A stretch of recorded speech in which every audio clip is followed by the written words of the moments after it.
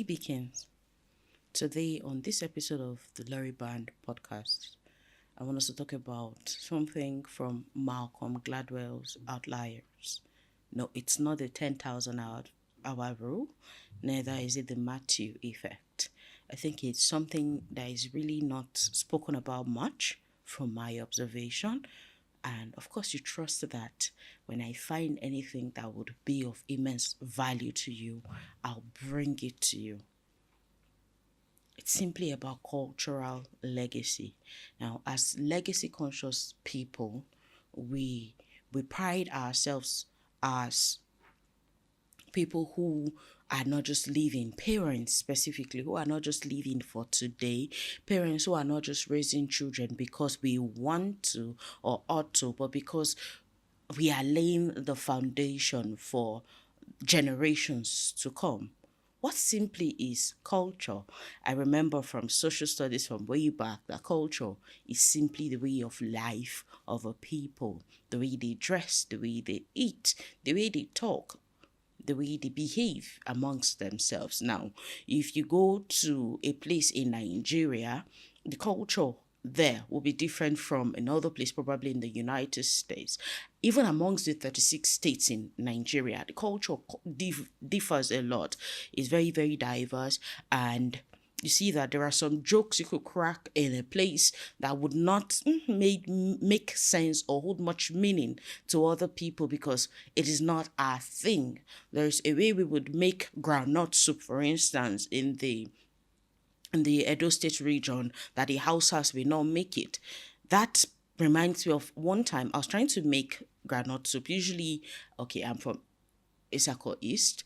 We'll fry the groundnuts, peanuts before we grind, and then follow the entire process. But here in the north, they don't do that. They just grind it raw.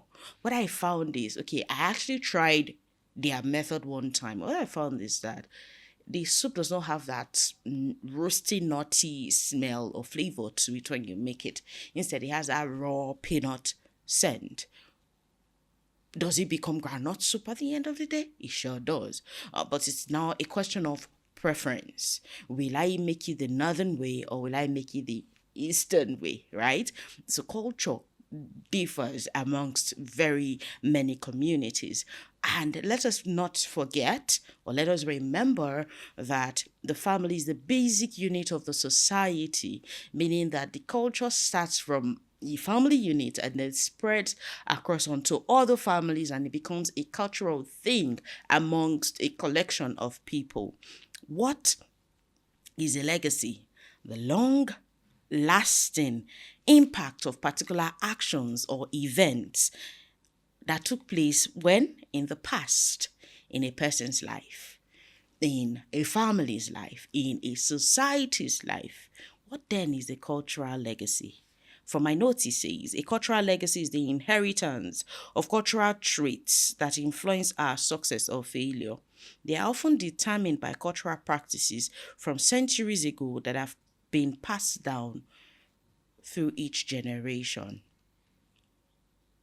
Simply the actions that have been passed down through each generation. I am this way because I took something from my mom, who took something from her mom, who took something from the mom before her. So sometimes when we are fast to say or quick to say that we are self-made, we forget that there is a long line of people who did something, who gave something, who were something that make us who we are today. Reminds me of Sarah Jake's story about her 12-year-old extrovert who goes to a 60-year-old and asks her, who are you? What do you do now? And she's like, where we are coming from, a 12-year-old does not talk to a 60-year-old. Culture, right? We'll get to that later when we're talking about the legacies we could bequeath or just opposing legacies to see or teach us which should be taken. Now, 12-year-old talking to a 60-year-old, and the lady goes, when I saw her, I knew she was your daughter because she has your mannerisms. She's like, wait, what? Yeah, she talks like you do. And she's like, no, my daughter is just going about living like me if I were an extrovert. Like she's copying me. At the end of the day, she's like, it's not like I called her and said, when we talk, we should be doing like this. And then woman, she said she remembers her mom says, it's not about what you say, but what you do. They pick up on these things. They do. They pick up from you. And then Sarah just hits in and, okay, no wonder I do this because I picked it up from you too. Of course, Sarah picked from her mama too, right? Cultural legacies. Now, haven't talked about what culture is, what legacies are, and what cultural legacies or heritage talk about. Let us now look at very closely at some things that have been happening in your home that influence or impact your success first and foremost, and lays the bedrock for the success of this generation you are raising and those that are to come. You see, raising outliers, I've now learned, does not depend solely on their intelligence. There are things like cultural legacies that can inhibit or ensure that your children succeed. So it's not enough for you to have an intelligent child in the classroom. It is not enough for the child to have put in 10,000 hours. What cultural legacy can foster your child's success? Remember, we're not raising our children for today. We are thinking about what they'll be in the next 30 years. How whatever we're doing right now will matter or not. Number one, calm versus yelling. What culture do you have in your family concerning this subject matter? Calm and yelling. You see, sometimes you yell at your children not because you want to, not because you do not know that it is not okay to, not because you do not know otherwise, or because you have inherited that cultural legacy. Sarah said, you see things happen around you, then they happen to you, or they happen on you, they happen in you, and then they happen out of you. Somebody smokes around you. Of course, it's happening. Smokes and then puffs out on you. You have carried it. It's a picture. It's a mental thing. It is in you. One day, you will just start smoking. It will come out of you because you have associated with it. It has left an indelible mark, an impression in you. You see yourself doing the things you don't want to do, not because you do not have self-control, but because they are a part of you, waiting for a trigger, waiting for something to ignite a spark, so they'll catch fire and start becoming a part of your expression. So when next you yell at your child, sit down. You see, this journey is a very sincere one. It's like a self-surgery, right? A continuous surgical practice or operation on yourself. When you yell at your child, sit down and look at it. Where did I pick this up from? Is it from my family? How are my aunties? What is it like? What's the culture around yelling or calmness in my family? See, you can read all the books in the world, take all the courses in the world. If you not go back to the foundation of where this thing started, you'd only be taking care of the effects and not the cause. Now, when you have highlighted or found out where you took it from, you can now sit down and start looking at step-by-step approaches to curing or healing yourself of that challenge. So much so that you are not just here to raise your children. You are here to set the pace. Now, a new cultural heritage can begin from you, but first, a lot must end with you. It means that you are now a trailblazer, that so many things will not concern you in this time, that so many activities that other people whose parents have fought their fights for them, the other things they do will not be your business at this time, that you won't have time binging on shows when you have books to read, courses to take, when you have the trajectory of the next generation of outliers to build, when you have to set the course, the sail for what impact your forebears or your children rather, and their children after them would do. Let's call this transgenerational wealth, shall we? transgenerational wealth, not just in your pockets, but in your mind. Not just in your mind alone, but in your attitudes, in the way they talk to people calmly instead of yelling like something is wrong with them. The next one is presence versus presence. A lot of parents have mistaken the impact presence will have on their children on what their physical presence would have. They feel like if I'm able to provide everything my child needs, then I'm the best parent in the world. They make excuses that you will not eat love, right? If I'm here with you 24 hours, what will keep the lights on? Who will pay the bills? How would you go to the school? How would we fuel the car and all of that? Why your argument makes sense? Are you sure you are not just putting those things forward because that is what you have learned? That is the cultural heritage you have inherited. You see, in our parents' time, survival was what was imminent. It was very important for them to be, because they were in the industrial age, it was very important for them to work and toil and work twice as hard to make sure that the lights stayed on. Have you paused and maybe taken cognizance of the zeitgeist of this era? Have you first and foremost consider that we are in different eras? Have you considered the fact that what served them, what worked for them then, will definitely not serve us now?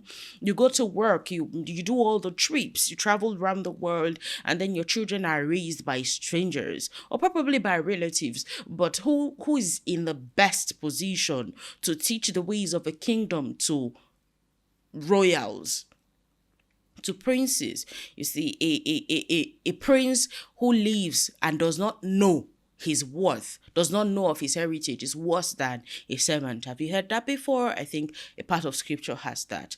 If your child is living as the child of a king and does not know the power he wields, he's worse than a servant. Because of what good, how will that be useful to him when he even doesn't know who he is? Who will teach him how to be classy? Who will teach him how to behave in the midst of co-kings? Who will teach him to be a mentor to his contemporaries when you are busy globetrotting? You see, why money answereth all things? It is indeed not everything. Even if you have lesson teachers, who is going to curate the curriculum or the syllabus with which you will raise these children? The school was not designed to make your children rich. Oh, I'm sorry. As much as I love education and all of that, there are so many things that your child will not learn from being in school from 8 a.m. to maybe 4 or 5 or 6 p.m. every day. The way of the world will not be taught to your child in the classroom. The way of kings will not be taught to your child in classrooms. While it is okay to have a lesson teacher, math and English will not always be the only thing, the only skills your children need to learn. Who will teach your children to be wise? Because all they will teach them in the school is how to work and work and work for other people. Who will be the innovators, the change drivers, the glass shatterers, the molders, the movers and shakers, if you are not present to teach them? Yeah, you could get teachers to do that. But there'll be times where you have to change course, right? There'll be times where you have to go deeper. There'll be times where you have to watch the mood and change your teaching method to fit that particular time and season. If you are not present, I'm sorry, you'll be feeding your children's collection of toys without feeding their emotions, without being there to show them firsthand what it means to be loved by a parent, what it means to be cared for. You see that hug your child gets from you? You see that those times where you correct them, where you are quick to grab a mannerism, a gesticulation, something, probably they just picked up a language. There was a time my daughter was crying a certain way. Girl, I'm not the one raising you this way. You didn't learn it from me. Why would you be crying and be slapping yourself on the floor? What's going on here? I had to go ask their teachers. What happened? What changed? From the beginning of the term up until now, she has not been behaving this way. What is going on? Ma, actually, there's this new kid in class. When she's crying, she's hitting herself on the floor. We have to even strap her on the high seat so that she won't hurt herself. And probably that is what She's practicing. Oh, okay. Please, can you separate my child from this person? Because it will not work here. I didn't get this far to raise somebody who be losing control and throwing tantrums because they got associated with a child in class. No offense meant rather, if it is okay with that family, it is not okay with me. I don't know what they are doing. I don't know. See, they may have advantages that will cover for that child's inefficiencies or inadequacies in future. I don't have it. I did not have the privilege of being born with a silver spoon. I do not have the privilege of a popular family name or last name. I want to create one for my children because my father made a lot of sacrifices to give me the best he could at that point where he was. So I'm sorry if I'm not going to sit down here and take it when a child is acting that way. They may have a popular family name so that when the name is mentioned anywhere, even if the child does not act well, the name may open doors for them. As for me and my household, we will fight, we will build, we will grind and make sure that there are some things we do not entertain just so we can form a legacy that is worthy of being passed to the next generation. What if I was not there? What if I was globetrotting? What if I was not present? What if I didn't see it? It will now become a part of this child because I'm busy putting on the light, because I'm busy making sure that there's money at the end of the month, and I am not being present enough to see that my child is picking up character traits that will not serve her in the future. This is just one of many instances. Should we now talk about the children that have been abused physically, mentally, psychologically because their parents were not there? Because some parents are even there. It's not like they travel, but they are very, very present, but yet absent. They're so carried away with their own words that they forget that they are raising little children that have impressionable minds. My daughter says something, I'm like, oh, wait, where did you get it from? In what context was it used? So that sometimes, because of the wildness of our minds, some children say things out of pure innocence. Because we have seen so many things, the good, the bad, and the ugly, we just extrapolate and we make it look like that particular thing is terrible. So when they say something, I ask them, from what mindset are you saying this? In what context did you hear this? So that I'm able to address it from their point of view instead of from the wealth of my knowledge of the good, the bad, or whatever else that's in between. Are you serving your children, your presence, or are you creating a cultural legacy of giving presents? Oh, well, you have the latest PS5. What's your problem? I gave you the latest iPhone. Why are you worried? God help us. The next one is lack versus abundance. You see, some parents, unknowingly, unconscious, it's not like it's deliberate or intentional, right? They say words that they do not know affects the psyche of their children, that becomes a part of their mindset. Affirmations, words are very, very powerful, They create our realities. They forge our realities. You see, that's why sometimes when somebody says something and they say, I'm joking, I look at you and I'm like, are you serious? What? You don't throw words around carelessly. You're joking? Most of the times when people joke around with some things, I'm like, you're using humor as a disguise to tell me what exactly, precisely you have in your mind. And then when they apologize for it, they forget that when you break a plate and say sorry to the plate, it does not mend itself. You apologize for my reaction to what you said, not for saying what you said or doing what you said. But that's another masterclass. Let's not talk about that. Lack versus abundance. You go about saying things like money does not grow on trees, right? Whose son do you think you are? Do you think I grow money I pick up money from the floor?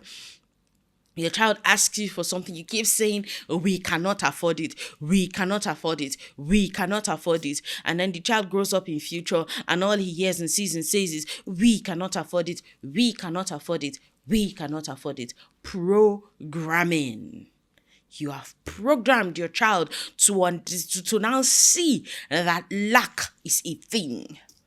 You see, it is not just in what you're saying, it is in your action. You are so competitive. You have a competitor's mindset instead of a creator's mindset. You see, you way you behave around your friends. Your friend tells you something good that is happening with them or in their lives, and what do?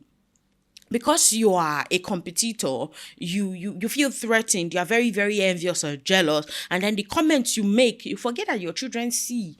They watch you 247. They understand, they know it. You pass side comments. If it's not for, well, especially women, if it's not for the husband, we should be able to do that. Hello, excuse you.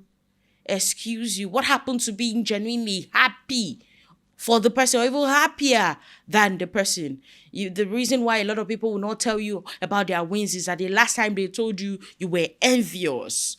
You want their lives so badly that you don't mind killing them in the process. No, it's not just physically by putting a gun to their heads, killing their reputation, demeaning or destroying their character, passing derogatory and rude comments about them. You carry this on to your children, and when they see successful people, the first thing that comes to their minds is maybe they have gone to do jazz or they don't do juju. That woman, she now hook up. If you not be thief, maybe na shower. At the end of the day, your children will have that attitude towards wealth. They will see wealthy people as people who have done bad. They'll be so good at being pious and holy and reverent of poverty. It'll be as if they swore an oath to poverty. Who says that Christians cannot be rich?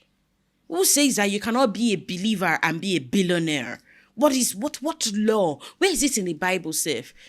Did you hear the way God described heaven? Have you heard the description of heaven? When you think about God, the person that can create, or the being that can create this world, is there any part that screams about poverty or lack in any of the descriptions you've read or heard, or the stories?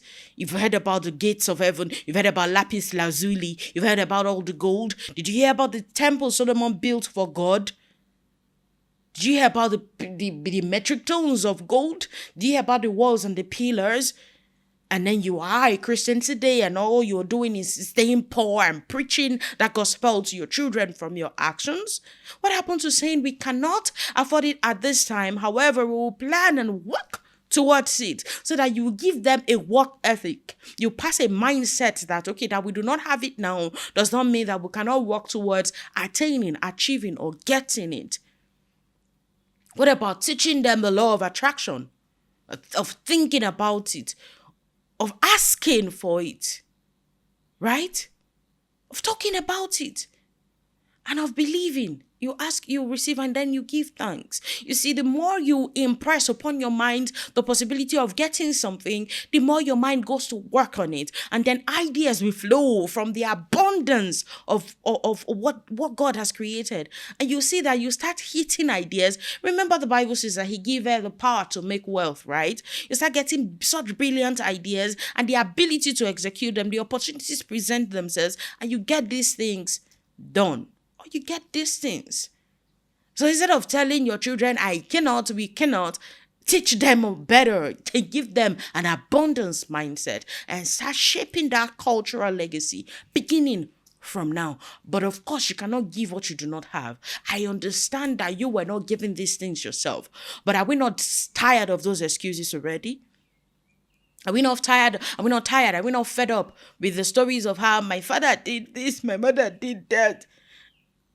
Hey, come on, grow up. You are a father now. Get up and start building that life you did not have for your children. And start creating the reality you wish you had. You have the blueprint. You knew everything you wished for as a child.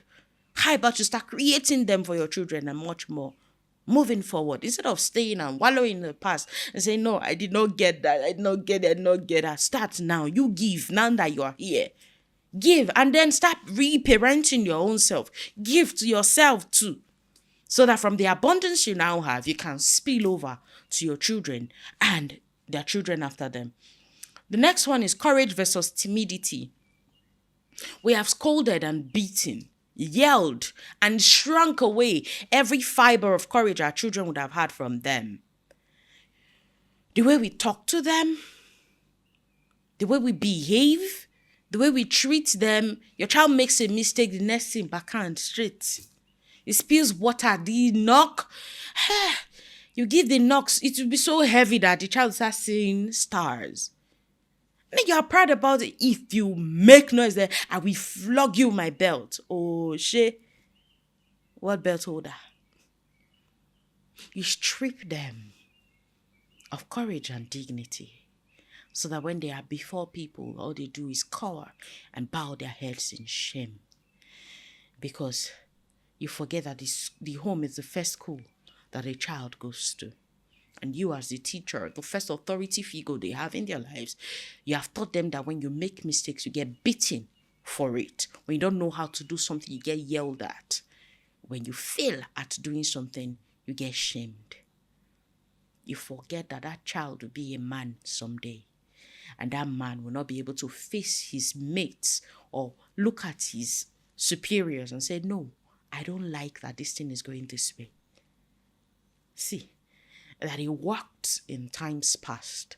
Even if you claim this was how your father treated you and you turned out okay, which is the worst lie a lot of parents tell these days. I was flogged. I turned out okay. Guys, sit down. Think about it. Tell yourself the truth. Are you okay? Sure, okay. Are you all right? Look at it very well. You are yelling about the place, running around with a belt, chasing a 3-year-old or a 4-year-old. Are you okay? Are you okay? You're doing all the wrong things in the world. You are shaming yourself in public by your actions. See, sometimes you do them because they are so terrible. You cannot admit to them at home. You deny it, even if you are confronted with it. Me, I did not do it. Oh, God forbid. Then you raise your voice and you start playing defensive. Why would you ever think? Go back into yourself. Look at yourself. Like I said, honestly, self-surgical practices. Look at yourself now that you're all alone by yourself. Are you proud? Are you proud of what you've done? Are you proud of the person that you are? Are you really okay? Sure, we're okay. Are you all right? Are you all right? If you can't, you can deceive everybody, but your own self, haba now. Haba. You can't keep it up. You can't keep it up. And then because you do not realize, your children are watching and then they are learning. And someday, the sad part is you will not have the moral right or compass to be able to correct them. Because they will look you in the eye and say, Daddy, what are you even saying when you were always doing that? I'm beating my wife today because I knew you were beating my mom. Remember? It will happen around them. It will happen on them. It will happen in them, and then it will come out of them. I'm a smoker today because you were one.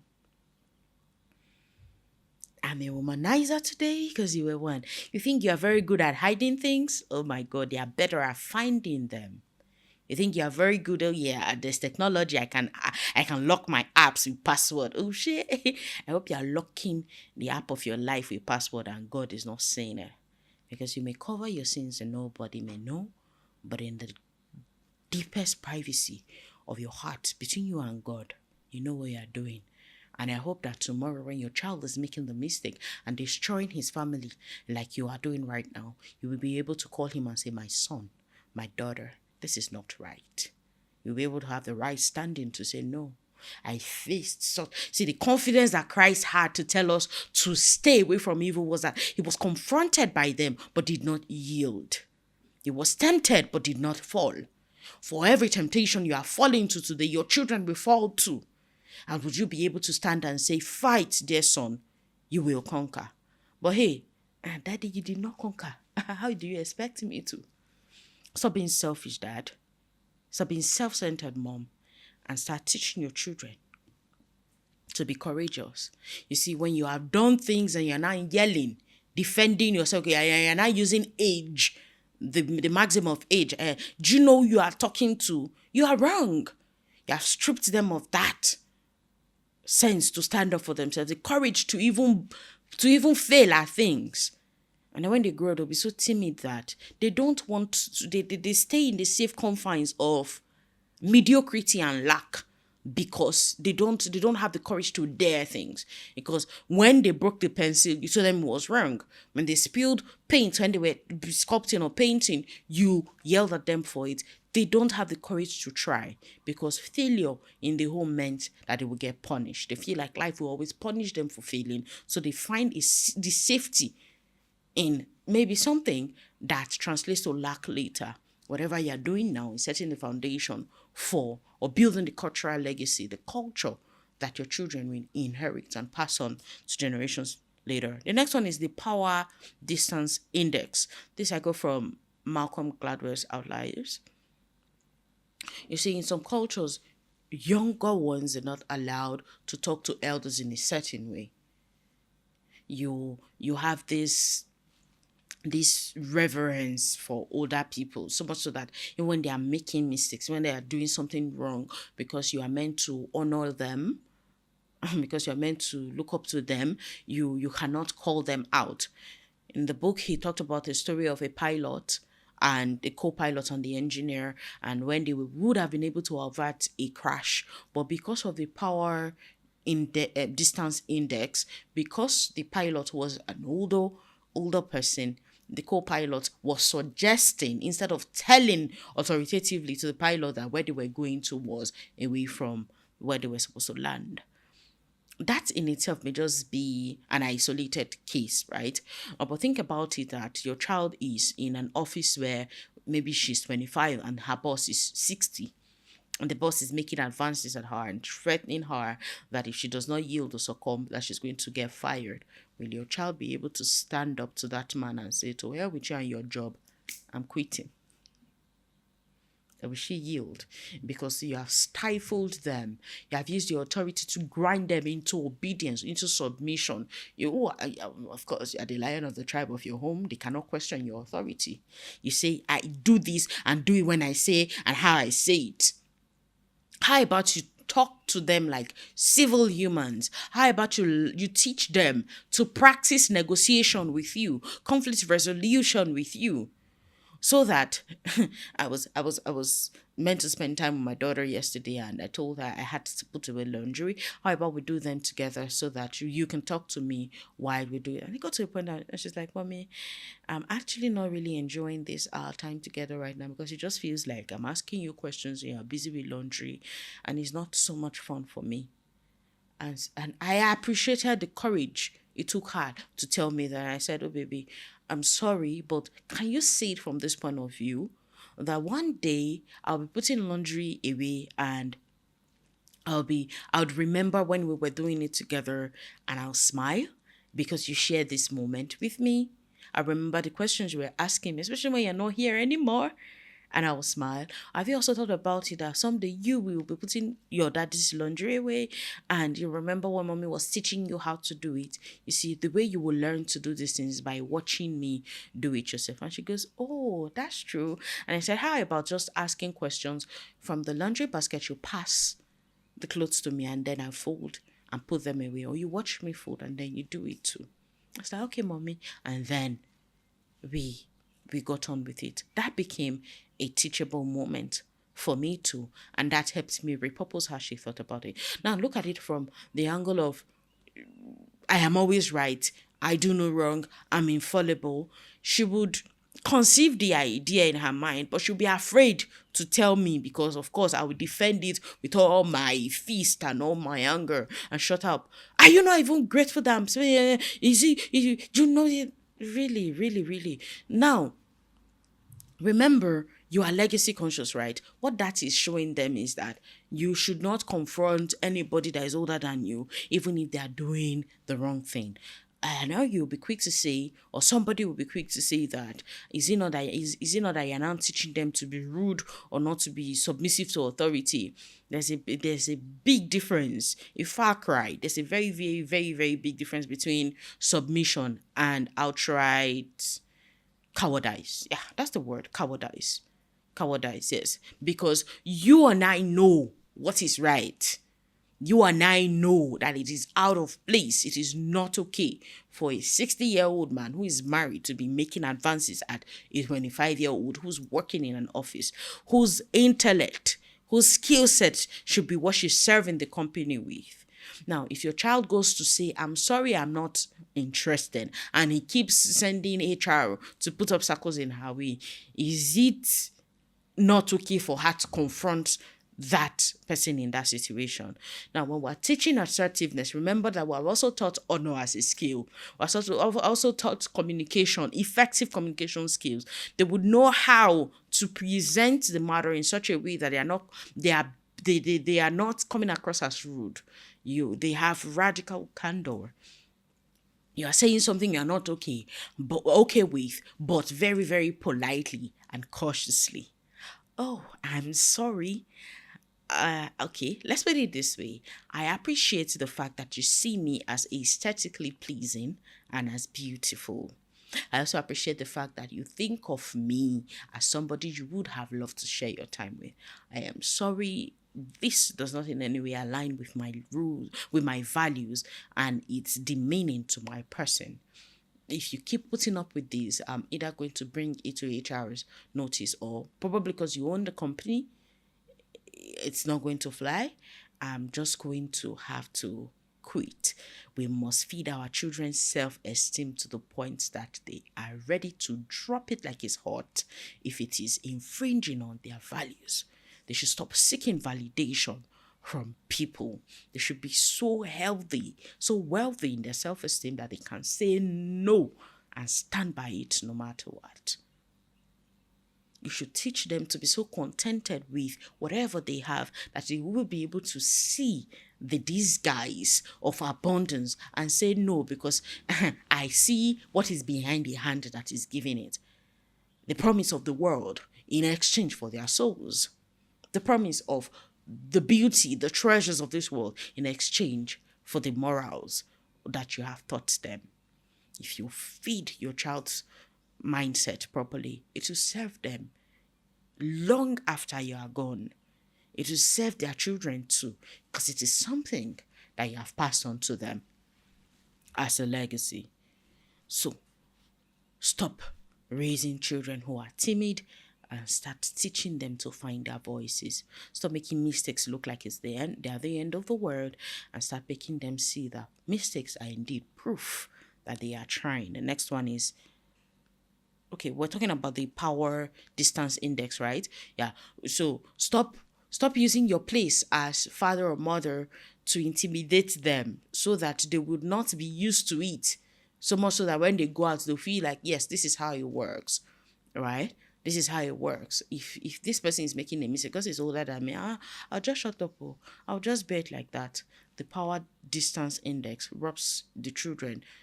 This child will be an adult tomorrow, robs them of the chance to stand up to any older person in authority just because they have learned the culture from you. You can teach them to say no to you. They should practice saying no to you from their home so that when they go out there, they'll be able to do it effectively. The next one is shaming versus supporting.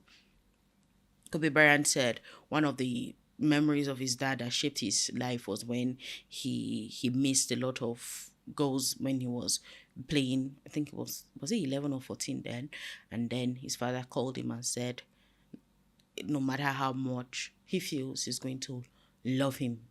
You see, he gave him a hug, and that changed his perception.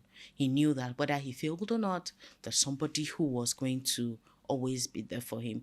Our love for our children sometimes is performance based. They want to do something because they know that mommy will say I love you then. They want to pass because they know that that's when mommy will say well done, good boy, well done, they'll clap for me. Let them know that you love them. My daughter makes a mistake and she says, mommy, do you still love me? I'm like, you are one person and your action is different. You are not what you do. You are not your deeds. Before you knew how to do anything, I loved you.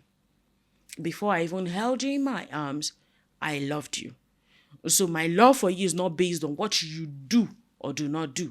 It is based on the fact that you are my child. You are a gift that I do not in any way deserve, and I love you no matter what.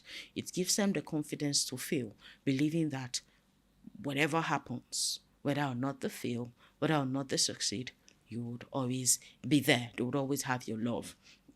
It's better than shaming them and saying, is it not your mate that came first? Is it not your mate that bought it? Is it not your mate? Is it not your mate? Daddy, is it not your mate that is $40? Is it not your mate that is Dangote? Let us be mating and comparing there. You see, at the end of the day, if we want, if we if we want to be doing this, is it not your mate and comparison stuff?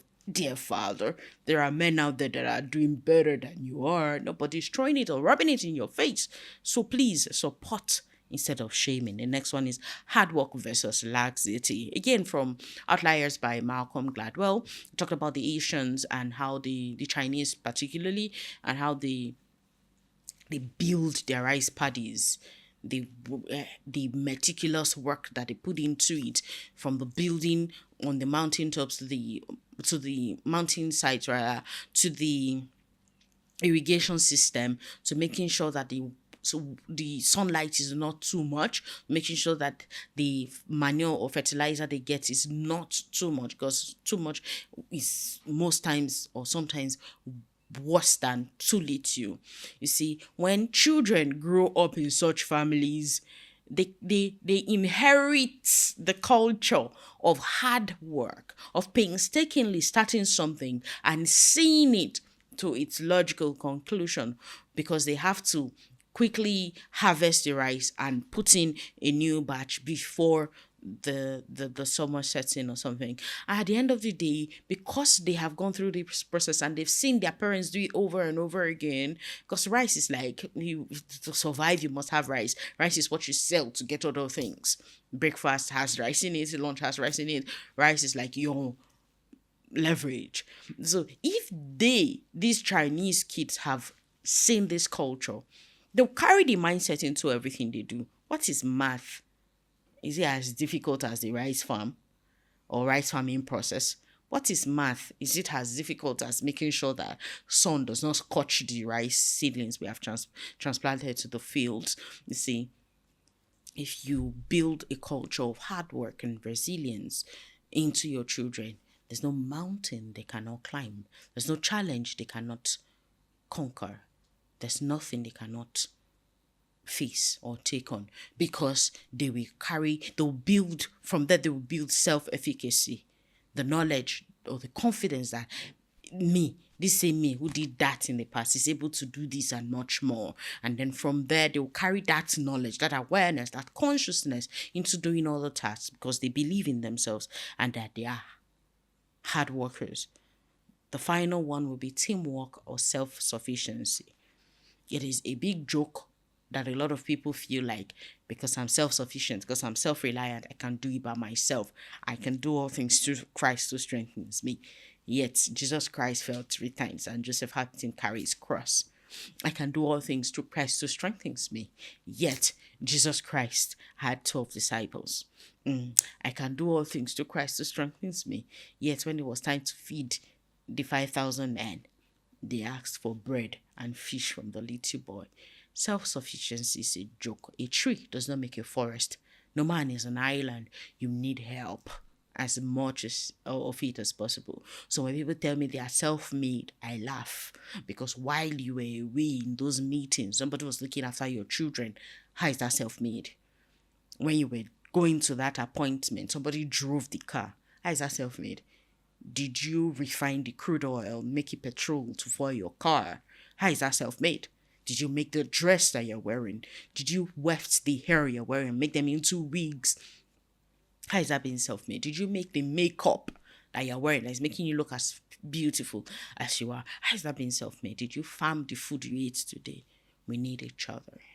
That's why God created all of us with different skill sets, so that we can cooperate, we can coexist, we can work together and build together. So build the culture of teamwork into your children instead of self-sufficiency, because no matter how intelligent you are, you definitely will need help from another person. You need, so Charlie Munger said, for every man who's holding a hammer, every problem is a nail, right? You need to look at the way you see a hammer is different from, okay, I'm a teacher, right? What will I do with a hammer? What will a carpenter do with a hammer? What will an electrician do with a hammer? What will a doctor do with a hammer? When you look at life as a perfect blend of different privileges, talent, skills, you see that if you are raising your child to be self-sufficient, it means that he'll have to learn to be a medical doctor, he'll have to learn to be a nurse, he'll have to learn to be a teacher, he'll have to learn to be a farmer. How many years does he have to live to gain proficiency or mastery in all of these areas so that you'll be able to be self-sufficient? When you drum alpha boss chick, alpha female, alpha male into your children, you're doing them a lot of harm. When you sell it to them, when you model it to them, ask for help. There are times that you really need to get help, okay? Not the form Hebrew woman. I can't do it, I can't do it until Christ strengthens me. I know. Yes, God created us and a lot more people.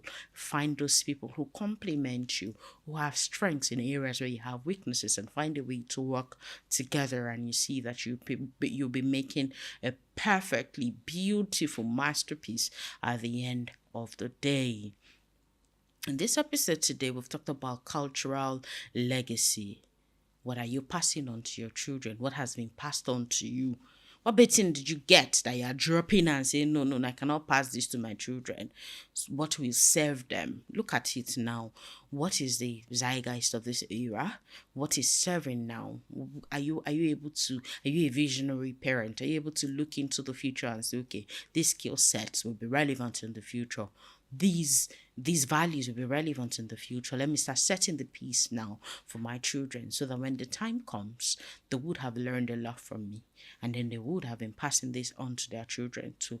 Yes, the cultural legacy that was passed on to you from generations before you may have been flawed. You can begin now from this time, from your time, to set the pace for a new way of behaving. It all begins from one parent who stands up to say never again, who stands up to say this ends with me, who stands up to say I'll carry all of that on my back so that it will not pass on from me to this person. You can do it. I believe in you, and I know that because you are beacons, you are light bearers, you will shine the light of the next generation, and you prepare the road for your children. Because we are legacy conscious, we live today with tomorrow in mind. We've talked about cultural legacies that you can begin to work on. We've talked about calmness instead of yelling, your presence instead of presence, creating a culture of abundance, of courage, making sure that the power distance index does not affect your children. You're making sure that you're supporting instead of shaming. You're raising hard workers instead of lazy ones. And then you're selling that teamwork is always better than self-sufficiency. This will not be complete if we do not leave you with a quote, something you can put in your toolbox to just draw out from when you need it. It is by Malcolm Gladwell, and it reads, "Cultural legacies are powerful forces.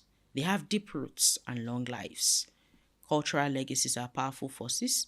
They have deep roots and long lives. No wonder somebody wants to marry. It doesn't just see the girl, this girl is beautiful. It goes on to find out where is she from, what is the culture in her place, right? Because we know that they have cultural legacies, have long lives, they have deep roots, and they are very, very powerful. I hope you all have learned something from this. Do not keep us as your best kept secret.